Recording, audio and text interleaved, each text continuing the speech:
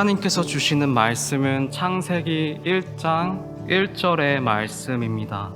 창세기 1장 1절의 말씀입니다. 다 같이 합독하시도록 하겠습니다. 태초에 하나님이 천지를 창조하시니라. 아멘. 오늘은 로고스 교회 담임 목사님이신 추동환 목사님께서 말씀 전해 주시겠습니다. 많은 은혜 받으시길 바랍니다. 할렐루야. 아멘. 좀 옆에 있는 분과 좀 거리가 좀 있으시지만 우리 옆에 있는 분과 이렇게 인사했으면 좋겠습니다. 생활은 양보하고 은혜에 욕심냅시다. 네, 아멘이신죠? 네, 생활이 욕심내시면 안 되고요. 은혜에 욕심내시는 저와 여러분 되었으면 좋겠습니다. 아마 이 자리에 오신 모든 분들이 그 은혜에 욕심내셔서 이 자리를 사모하신 줄로 믿습니다.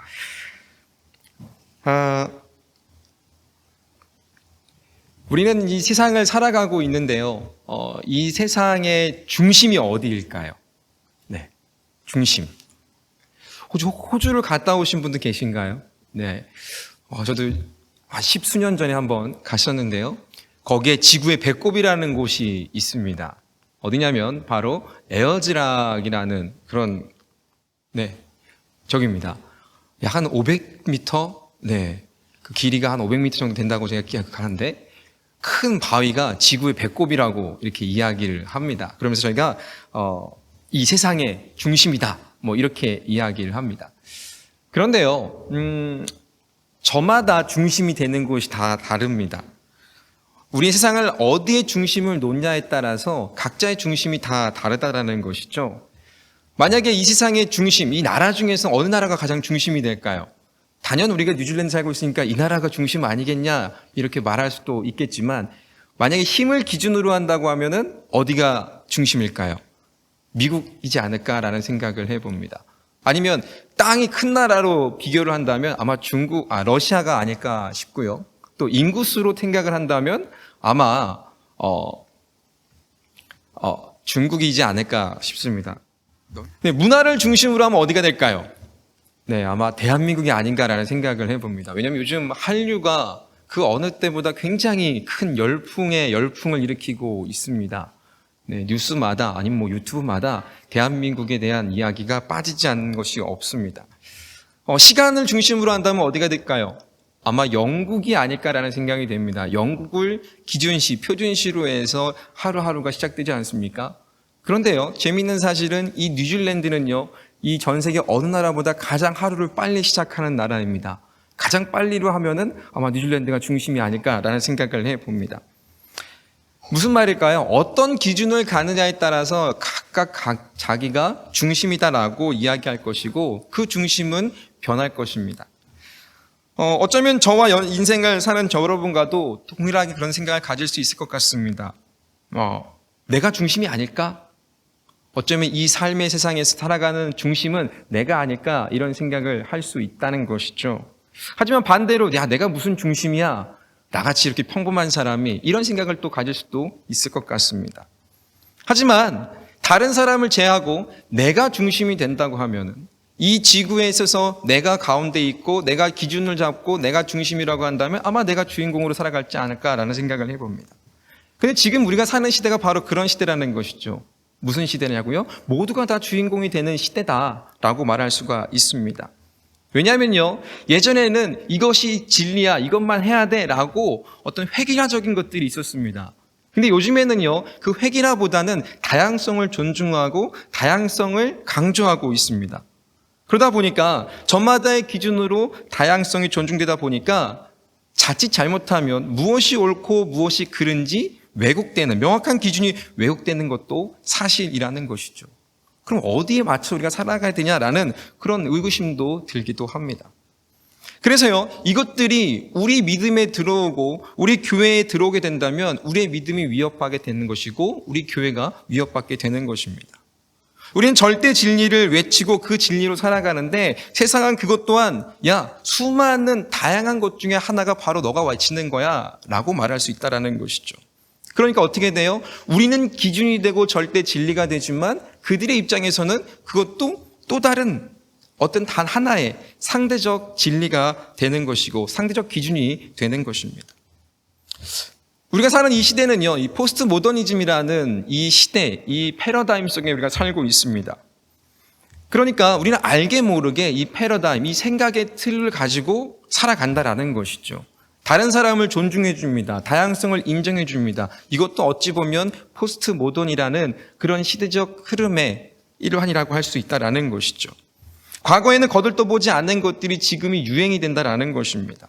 그래서 어쩌면 이 한류라는 것, 이 대한민국의 작은 나라의 이 문화가 많은 이들의 열광을 하는지도 모르겠습니다. 다들 아시죠? 얼마 전에 선풍적인 인기를 끌었던 오징어 게임이라고요. 네, 피부로 느껴지시나요? 제가 지난주 토요일 날 교회 학교 아이들 야유회가 있어서 그린스파크를 갔습니다. 이제 아이들과 막 놀고 있었어요. 그런데 한 가족인 것 같습니다. 키위 가족이 오더니만 게임을 하는 거예요. 무슨 게임을 하냐면 무궁화 꽃이 피었습니다를 치는 겁니다. 네, 생각을 해보세요. 키위가 한국 어수룩한 이 한국말로 무궁화 꽃이 피었습니다 하는데 눈이 안 들어가겠습니까? 네, 굉장히 놀랐습니다. 야, 진짜 이 작은 나라에도 이 한국에 있는 문화가 이들에게 영향을 주는구나 라는 생각을 하게 되었다는 것이죠. 이처럼요, 이 모더니즘 시대, 포스트 모더니즘 사는 우리 시대에는요, 이 시대적인 생각의 틀이 우리의 삶에 익숙해지게 됐고 그것이 영향을 미치게 되었다라는 겁니다. 어쩌면 이 신앙생활에서도 그렇게 나타나는 것입니다. 이 생각이 틀이 하나님의 진리를 왜곡할 수도 있기 때문에 그렇습니다. 그래서 성경은 말씀하고 있습니다. 시대를 잘 분별하라 라고 말이죠. 하나님의 진리는요, 이 시대와 상관이 없이, 나라와 공간을 상관없이 변함이 없다라는 것입니다. 절대적 진리라는 것이죠. 오늘 제가 여러분과 나누려고 하는 말씀이 바로 이것입니다. 오늘 우리가 읽은 말씀, 창세기 1장 1절 말씀 모르시는 분이 없을 겁니다. 아마 외우고 다니시겠죠. 이것을 믿느냐 믿지 못하느냐 정말로 중요한 것입니다. 왜냐하면 이것을 믿음으로 말미암아 우리의 믿음이 시작되는 것이고요. 하나님의 진리의 말씀이 시작된다라는 것입니다. 정말 이것이 믿어지지 않는다면 우리는 우리의 삶을, 우리의 믿음을, 우리의 신앙을 점검해 봐야 한다라는 것이죠. 왜요? 이것이 믿어지면 성경의 그 어떤 말도 다 믿을 수가 있기 때문에 그렇습니다. 그 어떤 말도 진리가 아니다라고 의심할 수가 없다라는 것이죠. 왜요? 하나님이 천지를 만드셨기 때문에 그렇습니다. 하나님으로부터 이 세상이 시작되었다는 것이죠. 그전에는 무엇이 있었을까요? 아무것도 없었습니다. nothing입니다. 하나님으로부터 세상은 시작되었습니다. 그리고 바로 그 하나님이 시작점이라는 것이죠.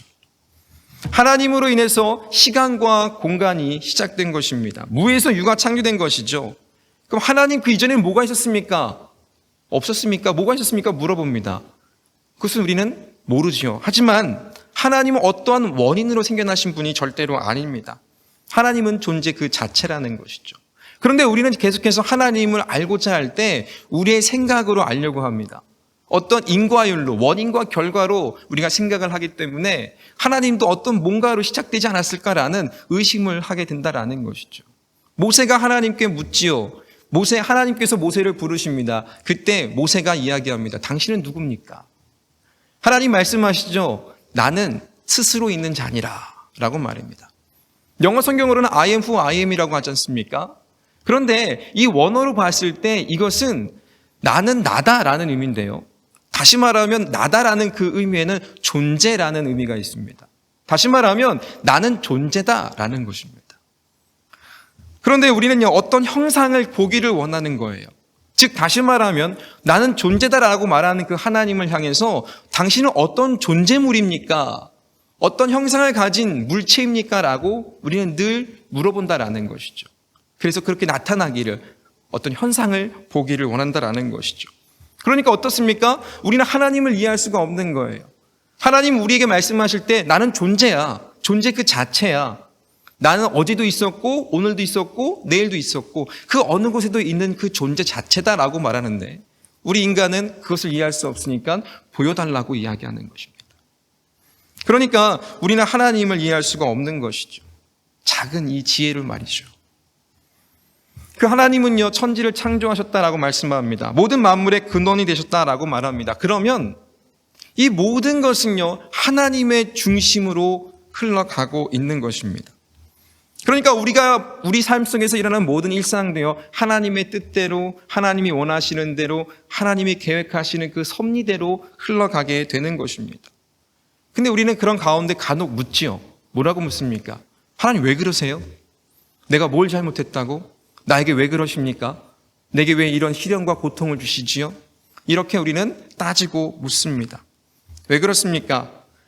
하나님이 그렇게 하기로 하셨다고 한다면 어쩔 도리가 없어요. 우리 뜻대로 우리 마음대로 하는 것이 아니라 하나님의 원대로 하시기 때문에 그렇습니다. 그럼 때로는 이렇게 생각합니다. 하나님 정말 자비도 없으시고 국률도 없으시고 정말 인자하시다라고 했는데, 신실하시다고 하셨는데 전혀 그렇지 않은 것처럼 느껴진다라는 것입니다. 그러나 여러분, 변함없는 사실은요, 하나님은 선하십니다. 하나님 인자하십니다. 하나님 자비로우십니다. 하나님은 긍휼을 베푸시기를 원하시는 그런 하나님이시다라는 것입니다. 그러니까 하나님은 변함이 없으시지요. 근데 이것을 뭐 어떻게 됩니까? 내가 깨닫지 못할 뿐이에요. 내가 이해하지 못할 뿐이라는 것이죠. 내가 하나님을 이해하려고 하는데 하나님 입장에서 이해할 수가 없으니까 자꾸 내 입장에서만 이해하려고 하니까 하나님께 불만과 불평만 쏟아내는 것입니다. 내가 이렇게 기도했는데 왜 안 들어주시죠? 내가 이렇게 바라는데 왜 안 해주시죠? 내게 왜 이렇게 힘든 것만 계속해서 주시죠? 이렇게 말입니다. 왜 그렇습니까? 내 기준을 가지고 하나님을 바라보기 때문에 그렇습니다. 그러니까 어떻게 해요? 하나님이 들어주지 않으세요. 내가 하나님께 나아갔음에도 불구하고 하나님 만나주시지 않는 것 같아요. 그러니까 떠납니다. 하나님 없는 것 같아 라고 말입니다. 하나님 뜻대로 살아가는데 이해가 안 됩니다. 그러니까 하나님은 없어. 떠납니다. 중요한 사실은요, 우리는 하나님을 절대로 이해할 수가 없습니다. 어느 정도 이해할 수 있겠지요. 제가 가장 좋아하는 찬송가가요, 그 크신 하나님의 사랑입니다. 그 3절에 이렇게 말하죠. 그 크신 하나님의 사랑, 하늘을 두루마리 삼고 바다를 먹물 삼아도 다 쓸 수 없다라고 말합니다. 저는 거기서 큰 은혜를 받습니다. 그래, 내가 하나님을 이해할 수 없어. 하나님의 섭리, 오묘한 그 섭리 난 이해할 수 없어. 그러니까 참 감사하다는 거예요. 왜? 하나님의 뜻대로 내가 나아가기만 하면 하나님께서 나를 인도해 주시기 때문에, 하나님의 그 크신 사랑을 베푸시기 때문에 참 감사했습니다.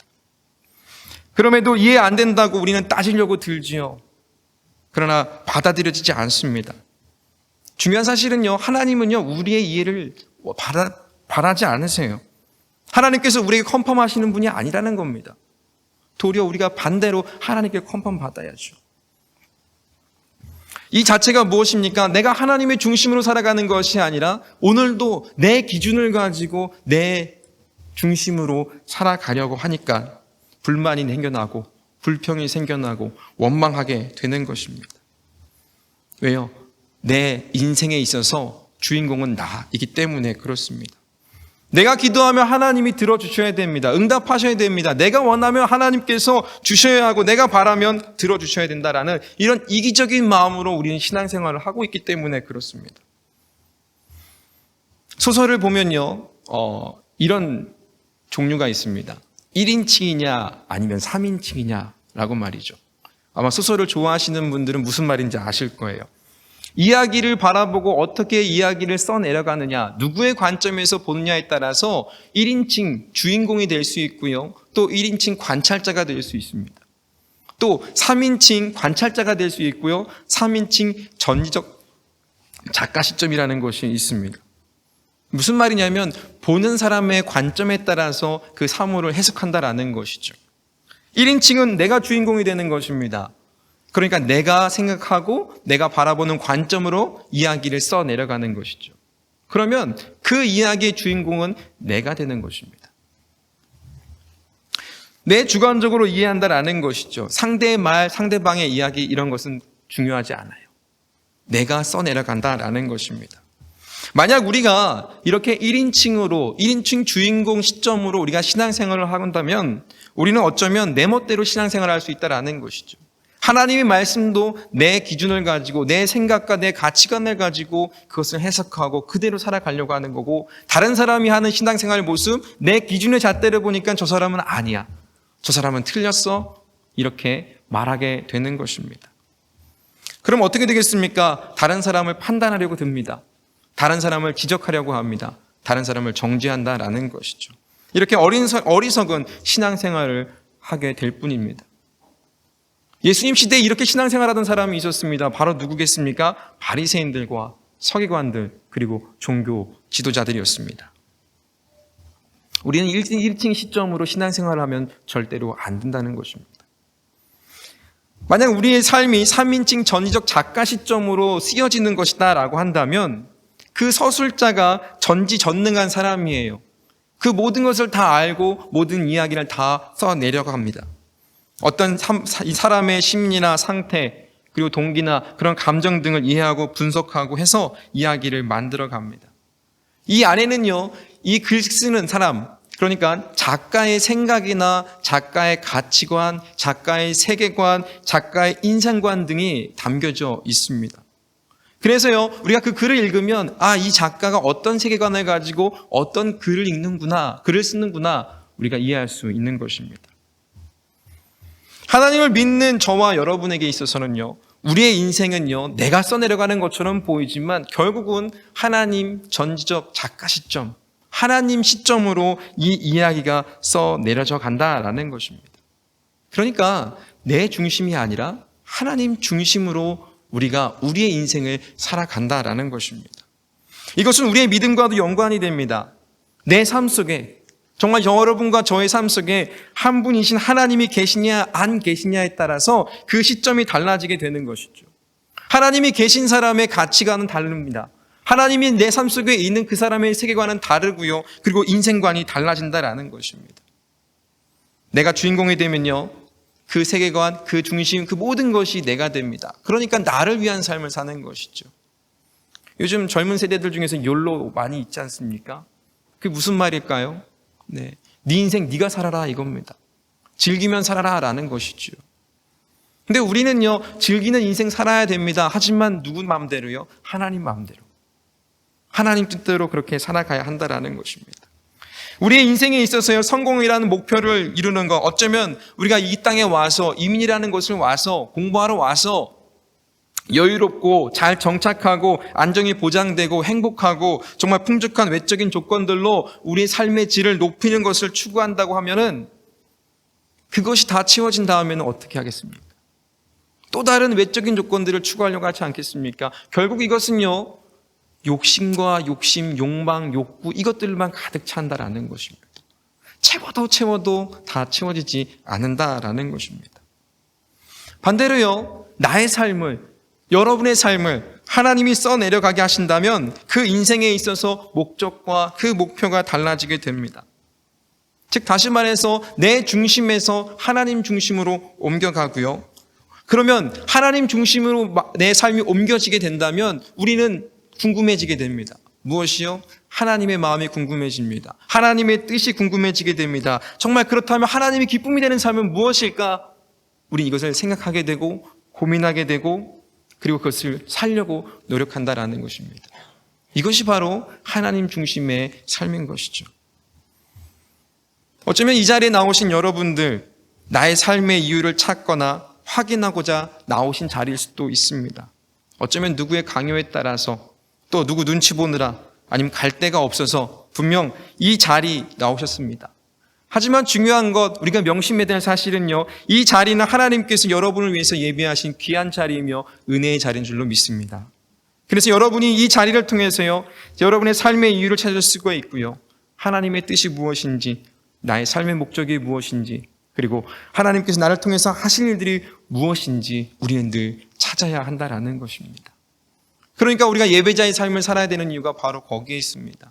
내 중심으로 사는 것이 아니라 하나님의 중심으로 살아가는 삶. 그래서 내가 오늘도 예배자로서 오늘도 주님 앞에 나와야 되고, 또 오늘도 연약하기 때문에, 부족하기 때문에 내 힘으로 살다가 안 되니까 다시 한번 주님께 나와서 묻고 기도하는 것 아니겠습니까? 그래서 우리가 예배자의 삶을 살아야 하는 이유가 바로 거기에 있습니다.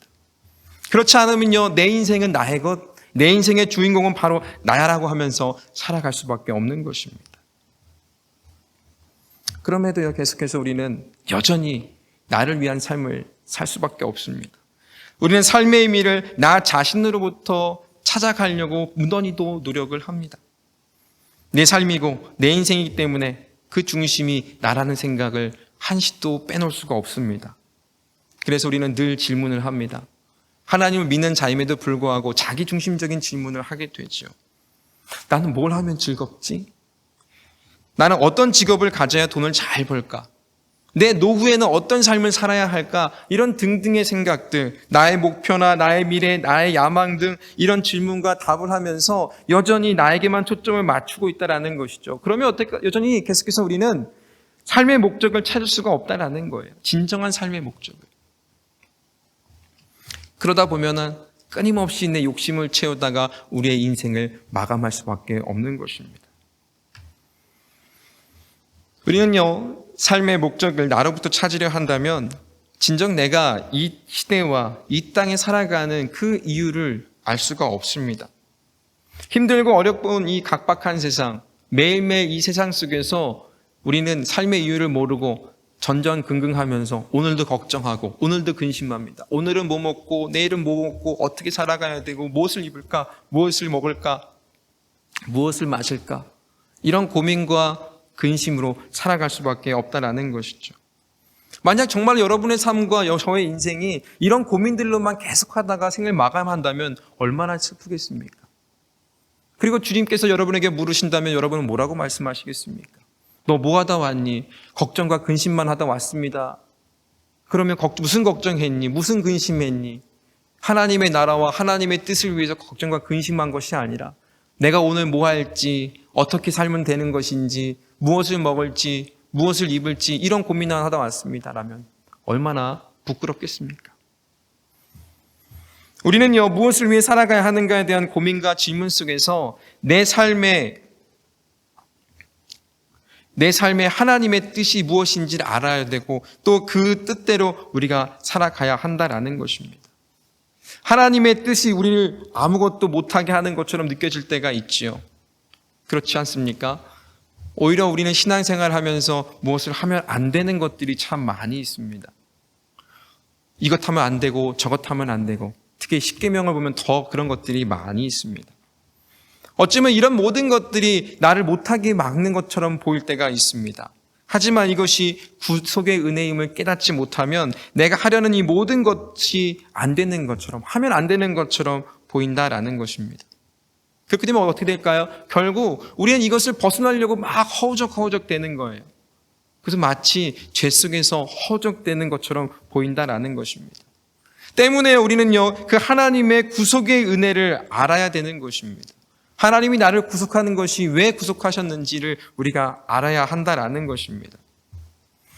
구속으로 인해서 힘들다고 하고 하나님은 나에게 앞길에 장애만 둔다고 한다면 우리는 정말 하나님과 하나님의 은혜를 모르고 사는 그런 인생이 될 수밖에 없는 것입니다.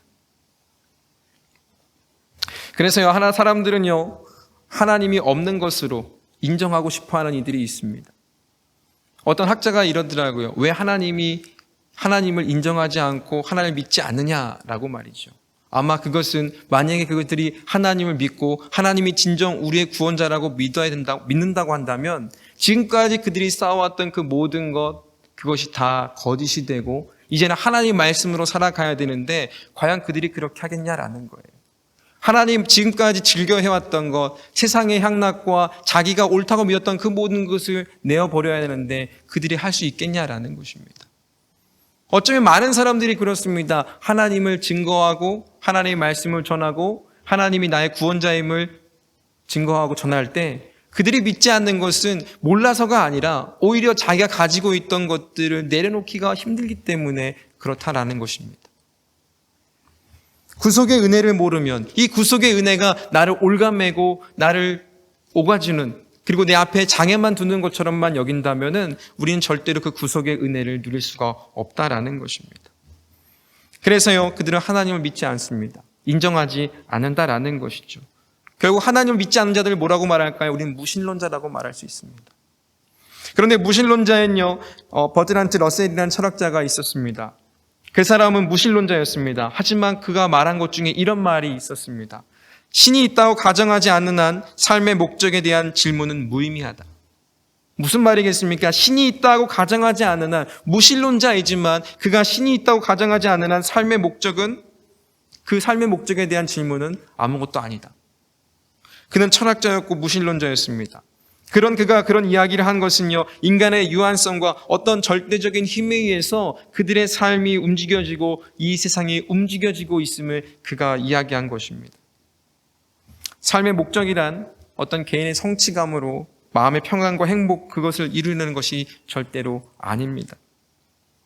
만약에 우리 삶의 목적이 이런 것으로만 채우려고 했을 때 진짜 이것이 잃어버렸으면, 더 이상 내가 이 삶의 목적에서 추구하던 것, 인생의 성공, 부, 명예, 권력 이런 걸 추구하다가 이런 것을 잃어버렸습니다. 그럼 어떻게 될까요? 삶의 목적을 잃어버린 것 아니겠습니까? 대부분의 많은 사람들이 자신의 목숨을 포기하는 이유는 바로 거기에 있습니다. 더 이상 내가 추구해왔던 것을 잃어버렸기 때문에, 더 이상 얻고자 했지만 더 이상 얻을 수가 없기 때문에 자신의 목숨을 포기하는 것이 그들의 모습이었습니다. 우리의 삶의 목적은요, 그 이상의 것입니다. 우리의 삶의 목적은 이 세상의 것이 아니라 더 큰 것을 우리는 누리고 살아가야 한다라는 것입니다. 그래서 하나님께서 저와 여러분을 이 땅에 보내신 것, 이 시대에 보내신 것은요, 그 뜻을 깨닫고 그 뜻대로 살아가라고 보내주신 것입니다. 때문에 우리는 이 시간과 공간 속에서 끊임없이 믿음의 질문들을 해야 한다라는 것이죠. 우리는 그 가운데 내가 중심이 되는 것이 아니라 하나님이 중심이 되는 그 삶을 통하여서 하나님이 바라시는 것이 무엇인지 우리가 알아야 된다는 것입니다. 근데 우리는 알려고 하지 않습니다. 알고 싶지 않습니다. 왜요? 귀찮으니까요. 힘드니까요. 고생스러우니까요. 내가 왜 하나님 믿고 내가 신앙생활을 하는데 왜 이 고생을 해야 하나라는 생각을 또 하게 된다라는 것이죠. 하지만 하나님은요, 그 가운데 우리를 연단시키시고 훈련시키시는 그 과정을 늘 준비시키십니다. 왜 그럴까요? 그래야만이 온전한 믿음으로 살 수 있기 때문에, 그래야만이 우리가 성화의 삶을 온전히 살아갈 수 있기 때문에 그렇습니다. 시련을 겪습니다. 어려움을 겪습니다. 그렇지만 하나님께서는 그냥 내버려 두시지 않으십니다. 그 가운데 일으켜 세우시고 강한 의로운 손으로 붙잡아 주십니다. 우리가 연단을 받을 때 우리가 더 강건해질 수 있고요. 우리가 훈련을 받을 때 하나님의 일들을 더 잘할 수 있게 되는 것입니다. 우리는 우리의 삶의 주인공이 내가 돼서는 절대로 안 됩니다. 하나님이 우리의 삶의 중심이 되어야 하겠습니다. 그래서 우리를 창조하신 하나님을 알아야 합니다. 하나님의 섭리와 그 뜻을 알아야 되고 또 이 땅을 창조하신 목적을 알면은 우리의 삶이 달라진다라는 것이죠. 출발점부터가 달라지는 것입니다. 나로 출발했던 것이 하나님으로부터 출발하게 됩니다. 그러면 그 끝도 어디인지 알 수 있습니다. 어디인가요? 바로 하나님이시라는 겁니다. 이사야 48장 12절 말씀은 이렇게 말씀하고 있습니다. 야곱아, 내가 부른 이스라엘아, 내게 들으라. 나는 나는 처음이요 또 나는 마지막이라. 오늘 읽은 말씀은 창세기 1장 1절 말씀인데요. 또 한 말씀이 있었습니다. 무슨 말 어디냐면 계시록 22장 13절 말씀입니다. 요한계시록 제일 마지막 장 나오는 23절 말씀인데요. 이렇게 말하고 있습니다. 나는 알파와 오메가요, 처음과 마지막이요, 시작과 마침이라. 우리가 이 말씀을 보면요, 하나님이 천지를 시작을 하셨습니다. 그리고 본인께서 스스로 우리에게 알려주셨습니다. 나는 시작과 끝이다, 처음과 마지막이다 라고 말씀하셨습니다. 무슨 말이겠습니까? 이 모든 삶, 이 모든 세상은 하나님의 중심으로 흘러간다라는 말씀을 이야기하고 있는 것입니다. 이 시공간의 주관자가 누구라고요? 하나님이시더라고요. 이 때문에 우리가요, 하나님 중심으로 살아갈 수밖에 없습니다. 하나님이 구상하고 하나님이 계획하시고 이 역사를 이끌어 가시는 그 하나님 중심으로 오늘도 우리는 살아가야 한다라는 것이죠. 러시아의 소설가 안드레이 비토프라는 사람이 있었습니다. 이 사람은요, 공산주의 정권 아래서 자란 그런 청년이었어요. 그가 27살 되던 때에 정말 좌절감을 받게 되었고 정말 심각한 고민에 빠져 있었습니다. 너무나 자신의 삶을 돌아볼 때 절망적이었습니다. 정말 자신이 죽을 것만 같은, 자신의 삶이 멈춰질 것만 같은 그러한 공포와 충격 속에 살아가고 있을 때 어느 한 글귀가 보여지는 것이었습니다. 그는 왜 살아야 되는지 존재 이유조차도 알지 못했습니다. 그런데 그 한 글귀가 있었는데요. 이런 글귀입니다. Without God, life makes no sense. 무슨 말이겠습니까? 하나님 없이는 삶을 이해할 수 없다라는 것입니다. 하나님 없이는 삶을 이해할 수 없다? 그렇지. 내가 이 절망 속에 있는 것, 내 이 어려움 속에 있는 것, 이런 힘들과 고통과 가난과 어려움 모든 이 속에 있을 때 하나님이 없지 않은 것, 하나님이 없을 때는 이보다 더하다라는 것이죠. 그러니까 이 청년은요, 이 구절을 되새기면서 하나님을 기억합니다. 하나님을 생각합니다. 그리고 그 구절을 발판 삼아서 자신의 삶의 절망 속에서 빠져나오고 하나님의 빛 가운데로 한 걸음씩 한 걸음씩 걸어가게 되었습니다. 저와 여러분의 삶은요, 하나님 없이는 살아갈 수가 없습니다. 아무리 하나님을 알지 못하고 부정하는 사람일지라도 하나님은 언제나 계신 분이십니다. 아까도 말씀드렸죠? 하나님은 존재 그 자체라고요.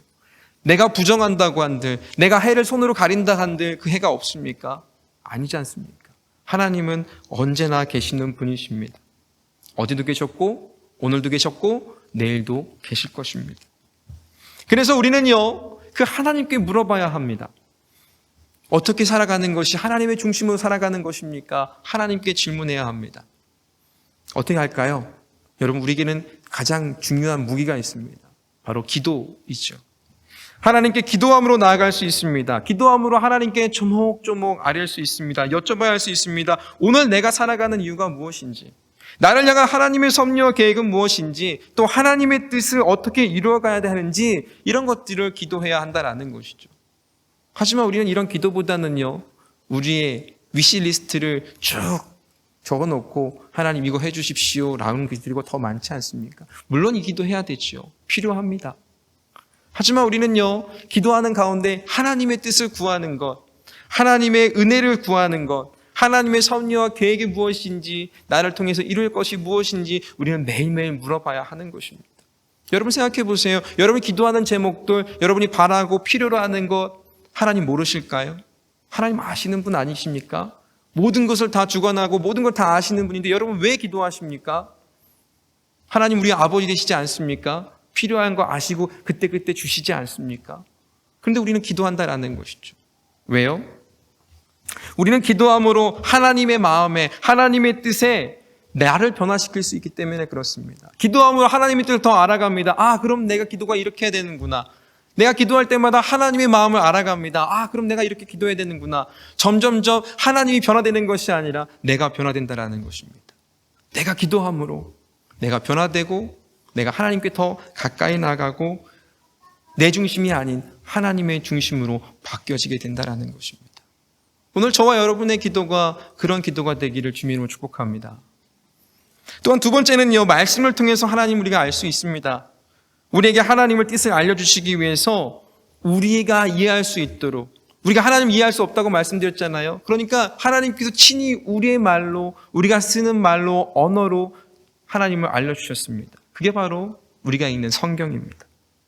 그래서 우리가 말씀을 계속 읽어야 되는 거, 한 번 읽었다고 끝나는 것이 아니라 닳고 계속 읽어야 되는 이유가 바로 거기에 있습니다. 내가 하나님의 뜻을 말씀 속에서 찾고 그 말씀 속에서 깨닫고 그 말씀으로 살아갈 때에 내 삶의 기준이 세상이 아니라 하나님의 말씀이 되는 것입니다. 그래서 우리가 항상 기도하고 말씀을 묵상해야 하는 이유가 바로 여기에 있습니다. 내 중심의 삶을 하나님 중심의 삶으로 바꾸곤 가장 기본이 되기 때문에 그렇습니다. 오늘 말씀 우리가 읽진 않았지만 요한계시록 22장 13절 말씀, 나는 알파와 오메가요, 처음과 마지막이요, 시작과 마침이라. 이 말씀을 통해서 우리는 깨달아야 합니다. 우리 하나님께서 처음과 마지막이 되신다라는 겁니다. 저와 여러분의 인생은요, 1인칭 주인공 시점이 나로부터 시작해서 끝을 맺는 것처럼 보입니다. 하지만 이 땅에는 무수히 많은 나가 존재하지요. 여기만 해도 많이 나가 존재하지 않습니까? 정말 이 사람들이 다 내가 기준이 되고 내가 중심이 돼서 사람들을 바라보고 이 세상을 이끌어 간다고 한다면 무질서 속에 서로가 서로를 비방하고 정죄하고 내 기준이 맞다라고 서로 외치지 않겠습니까? 그러면 이 세상은 무질서 속에 빠질 수밖에 없을 것입니다. 하지만 우리는요, 하나님이 정하신 뜻대로 그 끝이 정해져 있습니다. 세상 만물을 주관하시고 역사를 주관하시는 분, 그분이 바로 하나님이십니다. 그 세상 역사에서 살아가고 있는 우리 인생은 하나님 중심에 속하여 살아갈 수밖에 없는 인생이라는 것이죠. 그래서요, 여러분, 하나님의 이야기를 내 이야기로 바꿔서는 절대로 안 됩니다. 히스토리를 마이스토리로 바꿔서 우리가 살아가서는 절대로 안 된다라는 것이죠. 오늘도 우리는 역사 속에 살아갑니다. 그냥 역사가 아니라 그분의 역사, 하나님의 역사하심 속에서 내가 그 안에 동참함으로 살아가야 하는 것입니다. 내가 관여해서 하나님을 바꿀 수도 없지만 바꿔서는 절대로 안 됩니다. 어느 가수의 노랫말에 이런 가사들이 있더라고요. 내 인생의 주인공은 나야 나라고 말이죠. 자신의 삶을 당당하게 개척해 나가고 의미 있게 또 멋지게 살아가라고 동기를 부여하는 것처럼 보입니다. 하지만 모두가 그렇게 주인공처럼 살아가면 조연은 어디에 있고 단역은 어디에 있고 보조 출연은 어디에 있고 스태프는 누가 하겠습니까? 주인공만 소설이나 영화에 등장하지 않습니다. 마치 우리는 주인공만 존재하는 것처럼 생각하죠. 왜? 그들만 스포트라이트를 받기 때문에 그렇습니다. 하지만 보이지 않는 곳에서 수고하는 무수히 많은 이들이 있다는 것이죠. 그것을 통해서 그들이 자신이 살아가는 그 인생의 스토리 안에서 하나님이 주신 저마다의 달란트 또 저마다의 역할들을 감당함으로 말미암아 하나님의 영광을 위하여 살아갈 때 그 자체로 하나님은 기뻐하시고 그것이 하나님의 중심이 되고 그것으로 말미암아 하나님의 뜻을 이루어 가시는 것입니다. 그럴 때 하나님은 기뻐하시고요. 하나님 우리에게 인정하시고 잘했다 칭찬하시는 줄로 믿습니다. 오늘 우리에게 주신 삶은요. 감사하고 기쁨으로 살아가고 또 내 중심이 아닌 하나님의 중심으로 하나님의 뜻을 위해서 하나님 영광을 위해서 오늘 우리에게 허락하신 이 세상에서 또 오늘 여러분이 자리하고 있는 이 교회 안에서 이 공동체 안에서 그리고 각 가정 안에서 내 중심이 아닌 각 가정의 중심이 아닌 각 교회가 그 교회만이 중심이 아닌 정말 하나님 중심으로 살아갈 때에 진정한 하나님의 나라가 여러분의 가정과 여러분의 공동체와 이 땅에 이루어지는 줄로 믿습니다. 저와 여러분이요 다시 한번 그 믿음의 말씀 이 창세기 말씀과 이 계시록 마지막 장에 있는 이 말씀들을 통해서 처음과 끝이 되시는 그 하나님을 기억하고 내가 믿는 그 하나님이 누구인지 다시 말씀 속에서 또 기도함으로 말미암아 깨달으시고 또 그래서 내 중심이 아닌 하나님의 중심으로 살아가는 저와 여러분 되시기를 주님 이름으로 축복합니다. 하나님 아버지 감사를 드립니다. 아버지 우리가 하나님의 자녀이고 우리가 하나님의 백성입니다. 하나님이 우리의 주관자가 되시고 나의 창조자가 되시고 나의 구원자가 되십니다. 하나님 이것이 우리의 입술로만 머물지 않게 하여 주시고 우리의 생각과 우리의 삶과 우리 모든 것이 하나님이 나의 창조주이며 구원자이심을 믿고 따르는 우리의 삶이 될 수 있도록 도와주시옵소서. 그래서 더 이상 우리의 삶이 내 것이 아니라 온전히 하나님의 것이며 하나님의 뜻대로 하나님께 맡겨진 삶임을 깨닫게 하여 주시옵소서. 힘들고 어려운 일이 왜 없겠습니까? 하나님 그럴 때마다 하나님을 원망하고 불평하는 것이 아니라 하나님 그 안에서 나를 단련하신 하나님, 나를 훈련시키신 하나님, 나를 온전히 세우시려는 하나님임을 깨닫게 하여 주시옵시고 내 생각과 마음을 돌이키게 하여 주시옵시며 하나님의 뜻을 구하며 하나님의 일하심과 역사하심에 온전히 순종하는 우리 모두가 될 수 있도록 주님 역사하여 주시옵소서. 그래서 오늘의 삶이 하나님의 중심이 되는 삶이 되게 하여 주시옵소서. 여호와는 내게 복을 주시고 너를 지키시기를 원하며 여호와는 그의 얼굴을 내게 비추사 은혜 베푸시기를 원하며 여호와는 그의 얼굴을 내게로 향하여 드사 평강 주시기를 원하노라. 이제는 우리 주 예수 그리스도의 은혜와 아버지 하나님의 놀라우신 사랑과 보혜사 성령님의 감화감동 역사 충만하심이 오늘 내게 주신 삶, 내가 살아가는 이 삶이 하나님이 주신 은혜와 축복임을 알고 내 중심이 아니라 하나님의 중심으로 주님 뜻에 순종하고자 다짐하고 결단하는 이 자리에 모여있는 하나님의 백성들 머리 위에와 그들의 삶과 가정과 직장과 학업 위에 이제부터 영원까지 함께 하시기를 간절히 축복하옵나이다. 아멘.